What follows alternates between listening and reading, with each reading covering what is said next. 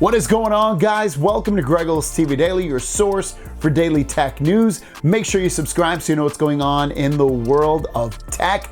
How is everyone doing? So we have an amazing day of tech news because we're talking about the OnePlus 12, the release date, all the specs for it basically, and so much more, and some really great questions. So let's dive right in. Gotta put these bad boys in. I'm gonna stay on screen just to make myself a little bit smaller so you can barely hear me and see me. Just kidding. What about the OnePlus 12 specs? So first of all, this phone is a spec beast. And this is what it's gonna look like. It's gonna have OnePlus 12 is gonna be the name of it. It's gonna be the Snapdragon 8 Gen 3 processor, which is gonna be freaking crazy. The 8 Gen 2 was crazy with performance and battery life. 8 Gen 3 is supposed to take it, again, to another level with performance and battery life. 6.7-inch AMOLED display, 2K resolution, 120 hertz refresh rate. So kind of par for the course with a flagship phone these days, the size, the resolution, and the refresh rate. 16 gigs of LPDDR5X RAM, ton of RAM in this thing, and that's what you want. You want a lot of RAM in this. You can run multiple apps, thing won't slow down, apps won't close out. That's what RAM is great for. 256 gigabytes of UFS 4.0 storage is the fastest read-write storage currently available for phones. And you know, you might look at 256 and say it's not enough for me. I need 512 or I need 1 terabyte. 256 is definitely a real sweet spot with what we got right now. And again, kind of par for the course for a flagship phone. 5400 milliamp battery. This is humongous, especially on a flagship phone these days. Companies are they are adding battery life to their phones, but not at this extent. So that's a huge battery. So this thing's probably gonna have amazing, amazing battery life with the 8 Gen 3 and the 5400 milliamps of battery. But even if it didn't, 100-watt wired charge. This thing's gonna charge probably in about 25 minutes, maybe 30 minutes or something like that. From 0 to 100, it's gonna be very, very fast. But then it can also wirelessly charge at 50 watts, which again is absolutely amazing.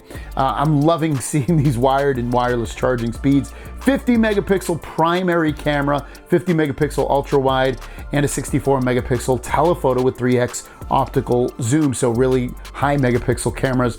You know, are they gonna be great? They're gonna be just average? We'll have to wait and see, get our hands on that. 32 megapixel front camera, again, beautiful to see that. Alert slider, kind of like what the iPhone has and what the OnePlus phone has had for a really long time. In-display fingerprint sensor, the display will go right underneath the display. Fingerprint will be anyway, I should say. And it'll run Oxygen OS 14 and Android 14. Now this phone should be released in China first in December and then make its way to the rest of the world by February. So we're still kind of a bit of a way out, but it's looking super beastie. I'm loving what OnePlus is doing, not only with their OnePlus Open Fold phone, but this as well. It's like they're not, I feel like they're not really cutting corners on the specs anyway. So very much looking forward to their new phones coming out very, very soon.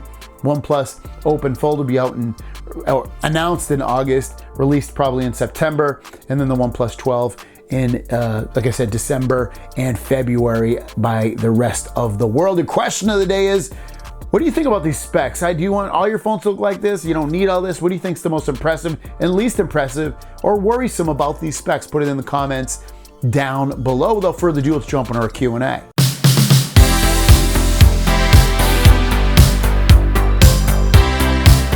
Dave's asking me about the OnePlus Open. Do I think the build quality on it will be very good, especially since it's basically an Oppo phone? And yeah, I think it'll be pretty good. It is something to be concerned with because it's a foldable phone, but I don't think it's gonna be awful. So I have high hopes for it. Will it be better than a Samsung or a Pixel? Remains to be seen, but I think it'll be a fairly good build quality to it. Nick is asking me about the OnePlus Open Fold again, if he's thinking about getting that over a Galaxy Z Fold. He wants to know about connectivity. Will it work with Verizon? Well, I looked it up. OnePlus 11 was compatible with all the networks here in America, Verizon, AT&T, and also T-Mobile. So I would guess and assume after reading that, we're probably gonna see very similar compatibility in that the OnePlus Open Fold would work with Verizon. I don't think Verizon will sell it directly, but you gotta assume that it's probably gonna be compatible with it. Bike is asking me if I think Samsung holds back on features due to lack of competition. Yes, I guess a little bit. You know, when you don't have huge competition over here. You don't need to push things as crazy. I think they also do it for cost-cutting measures. It's easier to come out with something that's less changed over something that is a lot changed. So it probably makes dollars, and that makes sense. Last question from Average Joe asking me what features the OnePlus Fold has over the Z Fold 5. Well, it should have more RAM. The other big thing, which isn't a huge deal, but it should have a little bit more RAM. The two biggest for me are the outside display is a lot more user-friendly, meaning it's bigger on the OnePlus Fold. The inside display is also bigger. I want a huge display, why not? I don't know, but the camera, I'm hoping the cameras will be better than the Z Fold 5, I should say. What else?